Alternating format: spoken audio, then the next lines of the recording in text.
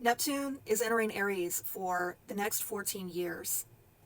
This could spark a spiritual fire that could awaken heroes or delude the masses. And that's because during this time, Americans are probably going to face a bit of an identity crisis. They might go through some spiritual or moral warfare. And there's going to probably be some kind of pressure on us to surrender our sovereignty for the illusion of safety. Gee, where have we seen that before? I'm going to give you my 10 predictions for how this era may set some souls on fire while leaving other ones lost in the smoke. Prediction number 1, false personas are probably going to burn. Neptune has a dissolving influence, and Aries demands a strong sense of identity, a strong sense of self.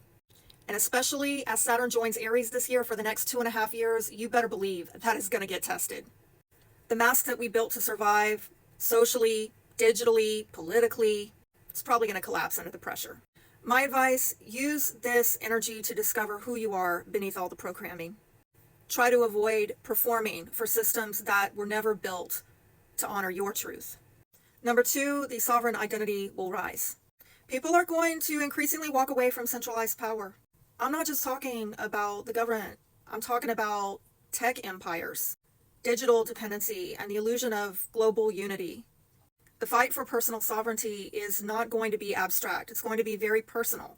It's going to be local. It's going to be spiritual. And yeah, possibly digital.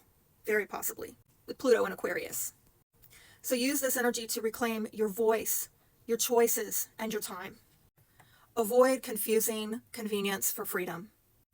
Technocracy is likely to come dressed as progress. Number 3, purpose will eclipse performance. Status, aesthetics, applause, it's not going to satisfy people anymore. What is going to matter more is mission, meaning in life, and contribution. Use this time to follow your purpose, even when it seems like no one's watching or applauding. Avoid waiting for the platform, the stage, because your calling is the platform. Number 4, the truth tellers are going to become the new celebrities and stars. I've said it before, and I'll say it again, with Pluto going through Aquarius, as many have said, the stars are in fact falling. The age of artificially curated influence is collapsing. The new stars are going to be the ones who speak truth at the soul level, even if they're shadow banned or they come across unpolished. So use this energy to speak the truth, even if it shakes the room. Avoid following people or idolizing people who serve the system while they brand themselves as rebels. Number 5, decentralized living is going to go mainstream. We're going to see more people leaving cities and systems behind. It's not just for survival, it's to thrive. We're going to see more bartering, more homesteading, more setting up of parallel economies, and this will no longer be considered fringe. They'll be foundational. Use this energy to create a life that is rooted in your core values, not algorithms. My advice, avoid any kind of hyper-independence, nostalgia for the good old days when people, were just going it alone. The future with, Pluto and Aquarius is so much about community. It's about individuals empowering other individuals. Number 6, the illusion of sides will shatter. Left versus right, red versus blue. We're probably also going to see spiritual causes weaponized. We are probably going to see wars waged, or at least attempted to be waged, in the name of morality and divine missions backed by hidden deals and shadow agendas. My advice is to think critically and always ask when they've got the next cause, the next thing, who is going to profit from this chaos? We've got to avoid mistaking moral packaging for actual righteousness. Number 7, righteous anger will rise. And when I say righteous, I'm talking about in right standing with God.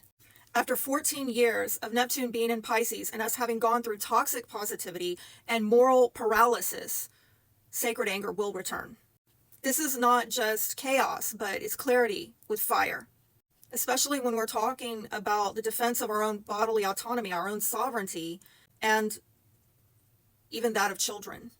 So use this energy to protect life and legacy. Number 8, home will be redefined and restored. With Neptune going through the United States natal 4th house, the idea of home becomes sacred again. Americans are going to begin tending to our own flock first. focusing on family, local care, and national restoration. A really good use of this energy is to work to turn your home into more of a sanctuary, physically and spiritually. Avoid romanticizing a kind of lone wolf independence. It's through healing the community that we as individuals also become healed. Number 9, restoring ancestral wisdom is going to occur. Decades of demoralization and breakdown of the family is going to start healing. We're going to start remembering the good things that our ancestors built this nation upon, the sacrifices they made, the principles they carried through that made this nation great in the first place. And we're going to do this not for just nostalgia, but for legacy. Use this energy to reclaim the best of your roots, the ageless, timeless truths that prospered people in this country, and plant the seeds of that will outlive you.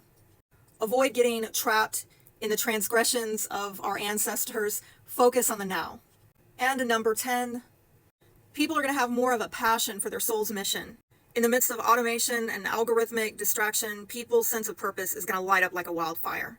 We're going to see the return of people having a sense of generational legacy, raising children with a sense of vision and purpose, living in service for generations to come. Neptune in Aries is not going to be soft, I will say that. It's a sacred fire, it burns illusions, it tests the soul. But the nation is being called to rise or be rewritten. So rise and light the way. Okay, and for those of you who made it to the end, I really appreciate you. Here is a bonus prediction, which I will talk more about when Saturn goes into Aries at the end of May, and it is this. I do believe that masculinity will be reimagined. Of course, there's going to be some testing with Saturn there, but over the next 2.5 years with Saturn in this placement alongside Neptune in Aries, it's going to be very karmic. I think this is going to bring about the age of the sacred warrior, the protector, the provider, the builder, the brave initiator. We're going to have to get rid of our false ideas about what strength is and isn't. Start raising boys to be husbands and fathers. This is about redefining masculinity, not as necessarily having to do with control, but having clarity, conviction, and a divine sense of purpose in life. This is when the sacred masculine is probably going to rise. It's not about domination, it's about defense. Protecting what matters, leading with courage. We're going to have to learn to stop suppressing the warrior spirit in men, but also not letting it become unhinged. We as a culture, we're going to have to stop shaming men for being men, while at the same time healing what it means to be a man, who takes action, who has a moral backbone, who reclaims his sense of direction in life, who honors his own strength with compassion. This is a time when we heal the misdirected aggression in men and the absence of men in our families, in our culture.